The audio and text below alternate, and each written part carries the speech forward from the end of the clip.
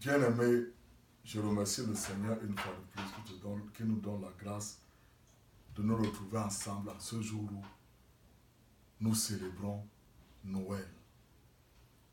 En fait, Jésus est venu dans ce monde dans un corps comme le tien, comme le mien. Et il nous a rachetés de tout ce que Adam, premièrement, son péché a apporté dans nos vies, dans ma vie et dans ta vie. Et aussi de faire de nous maintenant ceux-là qui sont héritiers des bonnes choses que Dieu le Père a pour ses enfants. Voilà pourquoi nous parlons toujours de la justice de Dieu. Parce que Jésus-Christ est la justice de Dieu. Quand tu es chrétien, tu es juste devant Dieu. Et Dieu prend plaisir de te donner des bonnes choses. Pas parce que tu les mérites, mais c'est parce que Jésus a payé tout. La seule chose qui te retient parfois de ne pas voir la manifestation des choses que Dieu a préparées pour toi, c'est parce que tu es toujours condamné. La condamnation que Adam a reçue quand il avait honte devant Dieu, la même condamnation continue à te détruire. Or, la parole de Dieu dit que dans 2 Corinthiens 5, versets 17 à 21, dit que tu es une nouvelle créature en Jésus-Christ. Jésus a pris toutes les choses que Adam a apportées dans ta vie. Et à la fin, il dit, et maintenant, il a fait de toi la justice de Dieu en Jésus-Christ. Ça veut dire que quand Dieu te regarde aujourd'hui en tant que chrétien, il te voit en Jésus. Et si nous allons encore dans le livre de Romains, nous allons voir que c'est avec la bouche que tu déclares ton identité. C'est avec la bouche que tu déclares. Et maintenant, quand tu le déclares de ta bouche, tes oreilles entendent.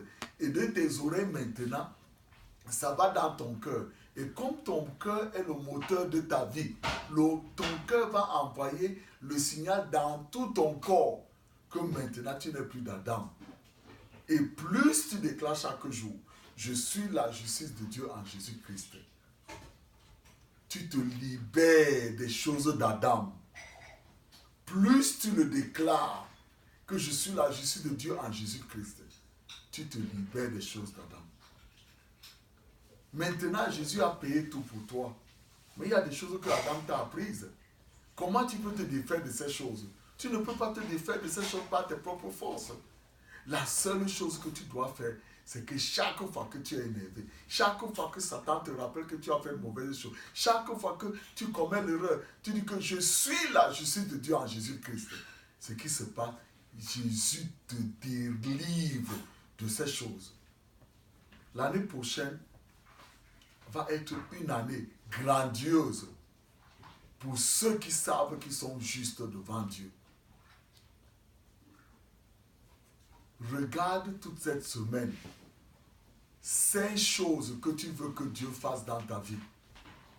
Écris-les sur un bout de papier et chaque jour, demande à Dieu de te délivrer d'Adam et te donner ce qu'il a préparé pour toi.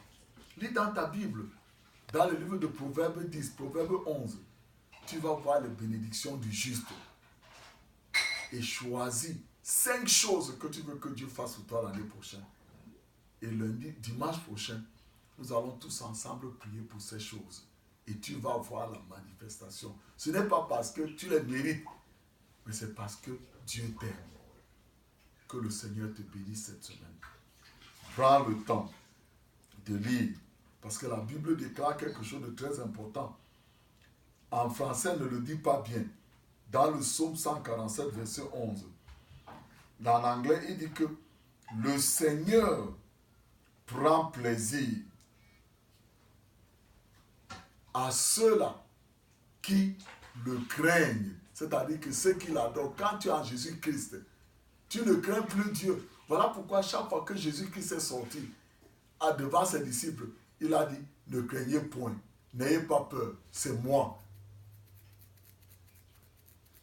Donc aujourd'hui, nous n'avons plus la crainte de Dieu. Nous adorons Dieu.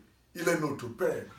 Tu n'as pas peur quand ton père, quand tu étais enfant, tu n'as pas peur quand ton père rentre du travail, il vient à la maison, tu es plutôt content qu'il rentre du travail, t'a apporté les bonbons. C'est la même chose maintenant. Quand tu es chrétien, tu ne crains plus Dieu, mais tu es dans la joie. C'est cette joie qu'on appelle, que Jésus a. Voilà pourquoi Jésus, lorsque le serpent lui a parlé de ça, il a dit que tu adores Dieu. Lis ta Bible cette semaine et prends les 5 choses là que tu veux que le Seigneur fasse dans ta vie cette semaine. Qu'il le fasse cette année qui commence. Que le Seigneur te bénisse cette semaine. Et si tu n'as pas encore fait Jésus-Christ, ton sauveur, je te rappelle aujourd'hui, il n'est pas trop tard. Même tout ce que tu as fait, même si c'est sombre comment, dis-lui Seigneur Jésus, tu es venu aujourd'hui, je t'accepte comme mon sauveur personnel. Et toi, tu vas voir ce qui va se passer dans ta vie. Que le Seigneur te bénisse cette semaine.